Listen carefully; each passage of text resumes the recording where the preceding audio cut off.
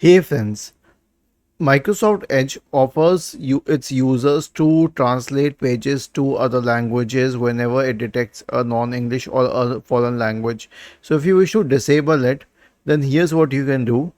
Open Microsoft Edge, click on these three dots at the top right corner, select settings, okay, and then search for languages,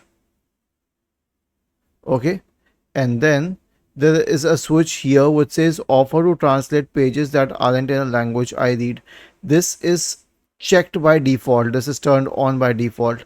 You can turn it off, okay, and now it will not translate any page that is in Russian, Spanish, French, or any other language. So this will solve your problem. And obviously, if you wish to enable translation again, all you need to do is turn this switch on. Was this helpful? If yes, then please subscribe to the channel. If not, then let us know in the comment section of the video on how we could help you further. Thank you for watching this video and have a nice day.